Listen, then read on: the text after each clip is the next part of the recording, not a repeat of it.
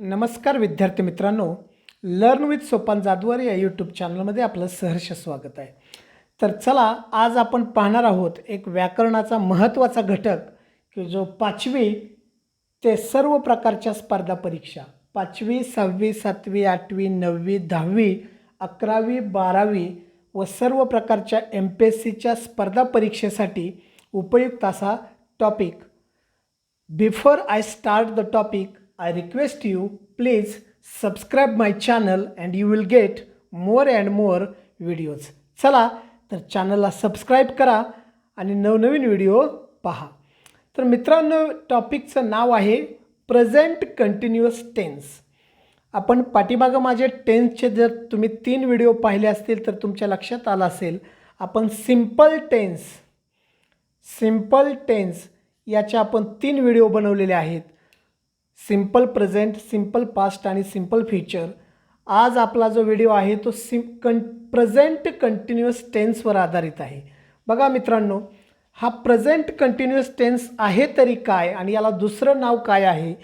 तर चला, present continuous tense याचा वापर कधी करतात आणि या टेन्सचं वाक्य कसं असतं इंग्लिशमध्ये, याचं दुसरं नाव आहे प्रेझेंट प्रोग्रेसिव्ह टेन्स. बघा, या दोन्ही नावाचा अर्थ एकच आहे. बघा, प्रेझेंट कंटिन्युअस टेन्स किंवा प्रेझेंट प्रोग्रेसिव्ह टेन्स म्हणजे काय मराठीत? तर चालू वर्तमान काळ किंवा अपूर्ण वर्तमान काळ. म्हणजे या ठिकाणी आपणाला याच्या नावातच आपणाला अर्थ कळतो आहे की या काळातील वाक्य किंवा या काळात जे वाक्य असतं त्याची क्रिया एकतर चालू असते किंवा अपूर्ण असते, म्हणजे ती पूर्ण झालेली नसते. बघा, वर्तमान काळात क्रिया चालू आहे. काय म्हटलं बघा, वर्तमान काळात क्रिया चालू आहे किंवा ती अपूर्ण आहे हे दर्शवण्यासाठी प्रेझेंट कंटिन्युअस टेन्सचा उपयोग करतात किंवा प्रेझेंट कंटिन्युअस टेन्स वापरतात. उदाहरणार्थ, आत्ता मी काय करत आहे? मी वाचत आहे. बघा, इंग्रजी रचना काय आहे? तर इंग्रजी रचना प्रथम कर्ता असतो, त्यानंतर टू बीचं योग्य ते रूप. आता टू बीचं योग्य ते म्हणजे एम, इज, आर ही वर्तमानकाळी टू बीची रूप आहेत, याच्यापैकी योग्य ते रूप. त्यानंतर मूळ क्रियापद आणि मूळ क्रियापदाला प्लस ING प्रत्यय. बघा, मी वाचत आहे. आता मी म्हणजे आयच्या पुढं नेहमी येतं एम, हे झालं टू बीचं योग्य ते रूप. आणि वाचणे म्हणजे रीड आणि त्याला ING क्रिया चालू आहे म्हणून काय ING. आय ॲम रीडिंग काय असेल ते इथं तुम्ही कुठलंही याला रीडला कर्म घेऊ शकता. I am reading a story, मी एक कथा वाचत आहे. इथं फक्त महत्त्वाचं काय आहे? आय ॲम रीडिंग म्हणजे एम किंवा टू बी प्लस मूळ क्रियापदाला ING लागलं की त्यावेळी प्रेझेंट कंटिन्युअस टेन्स असतो. आणि मराठीमध्ये या वाक्यात या प्रेझेंट कंटिन्युअसचं जर आपण मराठी ट्रान्सलेशन केलं तर मराठीमध्ये त आहे असे शब्द मराठीत असतात. मी वाचत आहे, मी खेळत आहे, मी पळत आहे, आम्ही TV पाहत आहोत. त आहे असं मराठीत शेवटी येतं. आणि इंग्लिशमध्ये वाक्याची रचना अशी असते, प्रथम कर्ता, त्यानंतर टू बीचं योग्य ते रूप एम, इज, आर पैकी, त्यानंतर मूळ क्रियापदाला ING आणि कर्म. चला, या रचनेनुसारच आपणाला काय करायचं आहे? प्रेझेंट कंटिन्युअस किंवा प्रेझेंट प्रोग्रेसिव्ह टेन्स बनवायचा आहे. चला तर विद्यार्थी मित्रांनो, याच्याविषयी आणखी जरा थोडी जास्त माहिती करून घेऊया. बघा, काय म्हटलेलं आहे? सध्या क्रिया घडत आहे. बघा काय म्हटलंय? सध्या क्रिया घडत आहे हे दर्शवण्यासाठी now, right now, at the moment, at present या कालवाचक शब्दांचा वापर केला जातो. म्हणजे जर एखाद्या वाक्यात now, right now, at the moment, at present हे कालवाचक शब्द असतील तर त्यावेळेस आपणाला, बघा मी काय म्हणतोय, त्यावेळेस आपणाला प्रेझेंट कंटिन्युअस, बघा त्यावेळेस आपणाला प्रेझेंट कंटिन्युअस टेन्सचाच वापर करायचा आहे. बघा खाली एक वाक्य आहे, Aditya is writing a letter now. बघा, टू बी अधिक मूळ क्रियापदाला ING म्हणजे एम, इज, आर अधिक मूळ क्रियापदाला ING अशी रचना आहे क्रियापदाची, म्हणून हा काय आहे? Present continuous tense. दुसरं वाक्य बघा, Sharu and Om are watching TV at the present. At the प्रेझेंटमध्ये आत्ता, आणि इथं क्रियापदाचं कुठलं रूप आहे? कशी स्ट्रक्चर आहे? बघा, आर अधिक काय आहे? मूळ क्रियापद आणि त्या मूळ क्रियापदाला काय आहे आय एन जी. आर अधिक मूळ क्रियापद आणि त्याला आय एन जी. अशा पद्धतीनं जर वाक्यात, खूप महत्त्वाचा नियम आहे बघा, जर वाक्यात right now, at the moment, at present इत्यादी कालवाचक शब्द असतील तर त्या वाक्यात आपणाला प्रेझेंट कंटिन्युअस टेन्सचाच वापर करायचा आहे. खूप महत्त्वाचं आहे. MPSC UPSCला या प्रकारचे प्रश्न याच्यावर 100% येतात. चला आणखी याच्यामध्ये आपणाला काय करता येईल बघा, याच्यामध्ये आणखी एक दुसरा एक आपणाला नियम असा सांगता येईल. याचा कधी वापर करतात तर नियर फ्युचर, नियर म्हणजे जवळचा भविष्यकाळ, किंवा फ्युचर प्लॅनड ॲक्शन म्हणजे एखादी भविष्यकाळातील आपली नियोजित, बघा भविष्यकाळातील आपली नियोजित जर कृती असेल तर ती नियोजित कृती सांगण्यासाठी कंटिन्युअस प्रेझेंट टेन्स किंवा प्रेझेंट कंटिन्युअस टेन्सचा वापर करतात. यावेळी वाक्यात काय असतात तर यावेळी टुमारो, नेक्स्ट वीक इत्यादी कालवाचक शब्दांचा वापर केलेला असतो. आता उदाहरणार्थ बघा, फादर इज रिटर्निंग टुमारो. आता फादर वडिलांची उद्या येण्याची कृती कशी आहे तर नियोजित आहे, किंवा कसला काळ आहे तर नियर फ्युचर आहे. जरी नियर फ्युचर असला तरी वापर मात्र काय केलेला आहे, इथं वापर केलेला आहे प्रेझेंट कंटिन्युअसचा. लक्षात ठेवा, वापर कशाचा केलेला आहे प्रेझेंट कंटिन्युअसचा, कारण ही काय आहे नियर फ्युचर किंवा फ्युचर प्लॅनड ॲक्शन आहे. त्याचबरोबर दुसरं वाक्य बघा, she is taking part in the race in the next week. बघा आता पुढच्या आठवड्यात ती शर्यतीमध्ये भाग घेणार आहे, हे तिचं ठरलं आहे. नेक्स्ट वीक, टुमारो अशा वेळीसुद्धा आपणाला काय करायचं आहे प्रेझेंट कंटिन्युअसचा वापर करायचा आहे. आणि प्रेझेंट कंटिन्युअसचं एक लक्षात ठेवा, व्हर्बचं स्ट्रक्चर लक्षात ठेवायचं. काय लक्षात ठेवायचं व्हर्बचं स्ट्रक्चर, आणि ते स्ट्रक्चर काय असणार आहे एम, इज, आर अधिक मूळ क्रियापद आणि त्या मूळ क्रियापदाला आय एन जी प्रत्यय. अशी रचना केली की तुमचा प्रेझेंट कंटिन्युअस टेन्स तयार होतो. अशी रचना केली की तुमचा प्रेझेंट कंटिन्युअस टेन्स तयार होतो. अशी क्रियापदाची रचना काय करायची आहे बनवायची आहे. चला तर याच्यावर परीक्षेला कशा प्रकारची उदाहरणं विचारली जातात हे आपण पाहूया. बघा विद्यार्थी मित्रांनो, खूप महत्त्वाचं आहे. काय म्हटलं बघा, फिल इन द ब्लँक, गाड्याला जागा भरा, and use the correct form of the verb given in bracket. आता कंसामध्ये दिलेल्या व्हर्बचा करेक्ट फॉर्म काय करायचा निवडायचा आहे.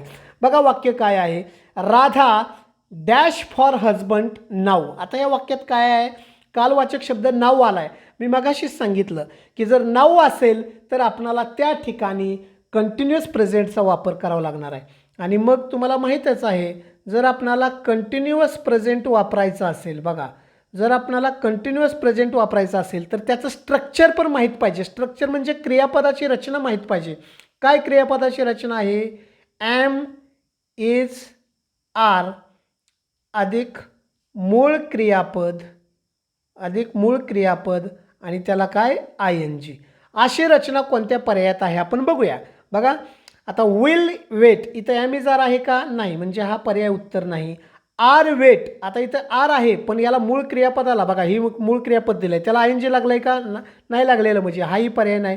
हॅड वेटेड, आता एम इज आर पैकी कुठला आहे का इथं नाही, आणि वेटेड म्हणजे इथं भूतकाळ झाला आहे म्हणजे हाही पर्याय नाही. आता आपण शेवटचा पर्याय बघूया, is waiting. Am is are पैकी बघा इज आहे आणि वेटला आय एन जी लागलेला आहे म्हणजे मूळ क्रियापदाला आय एन जी, म्हणजे हा पर्याय काय आहे योग्य आहे. मग हे वाक्य होईल Radha is waiting for her husband now. म्हणून या प्रश्नाचं उत्तर आहे पर्याय क्रमांक 4 इज वेटिंग. अशा प्रकारे तुम्ही काय करायचं स्ट्रक्चर लिहायचं आणि त्या स्ट्रक्चरमध्ये दिलेलं क्रियापद बसवायचं, लगेच तुम्हाला उत्तर मिळेल. चला पुढचा प्रश्न तोच आहे बघा, फिल इन द ब्लँक्स आहे आणि करेक्ट फॉर्म वापरायचा आहे. ह्या लिव्हचा करेक्ट फॉर्म वापरायचा आहे. आता लिव्ह म्हणजे काय तर सोडणे किंवा रवाना होणे. काय म्हटले बघा, the cricket team dash for England tomorrow. आता उद्याच्याला इंग्लंडसाठी क्रिकेट टीम काय होईल तर सोडेल. आता इथं जर बघितलं तर काय, आता बघा इथं मगाशी मी सांगितलं नियर फ्युचर आहे, इथं काय आहे नियर फ्युचर किंवा प्लॅनड ॲक्शन आहे. आपली जी ॲक्शन आहे किंवा एखादी आपली जी ॲक्शन आहे ही नियोजित आहे, फ्युचर प्लॅनड ॲक्शन आहे. मग ह्याच्यासाठी आपल्याला काय वापरायचं आहे तर कंटिन्युअस प्रेझेंटचा वापर करायचा आणि त्याचं स्ट्रक्चर ॲम इज आर अधिक मूळ क्रियापद. इथं बघायचं ॲम इज आर अधिक मूळ क्रियापद कुठं आहे, इथं एक इज आहे, बाकी इज कुठंच नाही आणि मूळ क्रियापदाला आय एन जी लावलं आहे का तर लावलेलं आहे, म्हणजे इज लिव्हिंग. बघा पर्याय क्रमांक 1 ह्याचं उत्तर असणार आहे. The cricket team is living for England tomorrow. उद्याच्याला इंग्लंडसाठी आपली क्रिकेट टीम जाणार आहे किंवा इंग्लंडसाठी रवाना होणार आहे असा याचा अर्थ. लक्षात येतं आहे.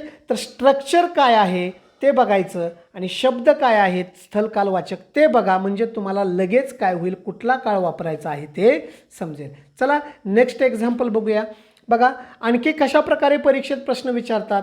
काय म्हटले बघा इथं, आयडेंटिफाय म्हणजे ओळखा the tense in the given sentence. आता दिलेल्या वाक्यातील टेन्स ओळखायचा आहे. वाक्य काय आहे बघा, दे आर प्लेइंग क्रिकेट. ज्यावेळी काळ ओळखायला सांगितलेला असतो त्यावेळी त्याचं व्हर्ब कुठं आहे ते शोधा. इथं एवढं व्हर्ब आहे, आर प्लेइंग हे व्हर्ब आहे. आता आर काय आहे तर सहाय्यकारी क्रियापद आहे बघा आर. त्यानंतर प्ले मूळ क्रियापद काय आहे प्ले, त्याला काय लागलेलं आहे ING. आर प्लेइंग अशी रचना आहे. मग मूळ क्रियापदाला ING बघा, टू बीचं रूप एम इज आर अधिक मूळ क्रियापदाला ING. असं कोणत्या काळात असतं तर असं जे असतं ते प्रेझेंट कंटिन्युअसमध्ये असतं. असं कुठं असतं प्रेझेंट कंटिन्युअस. मग इथं बघायचं simple present, continuous past, simple future आणि कंटिन्युअस प्रेझेंट या ठिकाणी आहे बघा. कंटिन्युअस प्रेझेंट किंवा प्रेझेंट कंटिन्युअस ही रचना या काळाची रचना आहे. म्हणून या ठिकाणी याचं उत्तर आहे पर्याय क्रमांक 4. दे आर प्लेइंग क्रिकेट या वाक्याचा काळ आहे कंटिन्युअस प्रेझेंट टेन्स किंवा प्रेझेंट कंटिन्युअस टेन्स. चला नेक्स्ट एक्झाम्पल बघूया. बघा इथं हा परीक्षेला आलेला प्रश्न आहे. 2019ला 10वी 10th इयत्ता 10वीला मार्च 2019ला हा परीक्षेला आलेला प्रश्न आहे. प्रश्न काय आहे बघा, the beggar and the young girl were playing on the road. बघा the beggar and the young girl were playing on the road आणि खाली म्हटले रीराईट. री म्हणजे पुन्हा लिहा, रीराईट म्हणजे पुन्हा लिहा. इट म्हणजे हे वाक्य इन प्रेझेंट कंटिन्युअस टेन्समध्ये हे वाक्य पुन्हा लिहायचं आहे. आता ज्या वेळेला आपणाला एका काळातून दुसऱ्या काळात जायचं असतं त्यावेळी आपण पहिल्यांदा दिलेल्या वाक्यातला काळ आणि क्रियापद कुठं आहे ते बघूया आपण. चला या दिलेल्या वाक्यात क्रियापद आहे वेअर प्लेइंग. मग आपणाला बदल जो करायचा आहे तो फक्त क्रियापदाच्या रूपातच बदल करायचा आहे. आता आपण काय करायचं, विचारलेला काळ कुठला आहे त्याचं स्ट्रक्चर तयार करून घेऊया. प्रेझेंट कंटिन्युअस आहे. आता प्रेझेंट कंटिन्युअसचं स्ट्रक्चर काय आहे, एम इज आर अधिक मूळ क्रियापद. विद्यार्थी मित्रांनो याच पद्धतीनं करा, मूळ क्रियापद आणि त्याला ING प्रत्यय. अशी रचना तुम्ही तयार करायची आहे. चला मग इथं फक्त एवढा बदल करूया. तिथपर्यंत वाक्य आपण लिहून घेऊया. काय वाक्य आहे, द बेगर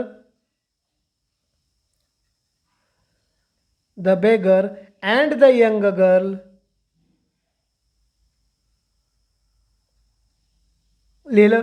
त्यानंतर आता the beggar and the young girl हे कसं आहे, दोन कर्ते आहेत म्हणून इथला एम इज आर पैकी आपल्याला आर घ्यावे लागेल. अनेक वचनी क्रियापद काय आहे, आर आहे. आर आता मूळ क्रियापद आपण प्लेइंग इथं ऑलरेडी आहे तसं घेऊया किंवा त्याला आपण ING लावलं तरी चालेल. बघा the beggar and the young girl are playing पुढचा भाग आहे तसा on the road. On the road या ठिकाणी हे दिलेलं जे वाक्य आहे हे आपण ट्रान्सफर केलेलं आहे. कशामध्ये बदललं आहे तर प्रेझेंट कंटिन्युअसमध्ये. आणि हे कशावरून कळतं आहे तर ह्या क्रियापदाच्या रूपावरून कळतं आहे. मार्च 2019चा इयत्ता 10वीचा हा प्रश्न आहे. उत्तर आपलं तयार झालं, the beggar and the young girl are playing on the road. तर चला तर विद्यार्थी मित्रांनो व्यवस्थित आजच्या व्हिडिओचा अभ्यास करा आणि पैकीच्या पैकी गुण मिळवा. जर कुणाला काही शंका असेल तर 75 880 480 68 या मोबाईल क्रमांकावर संपर्क साधा. व्हिडिओ आवडला तर माझ्या चॅनलला सबस्क्राईब करा, लाईक करा, शेअर करा. Thank you very much.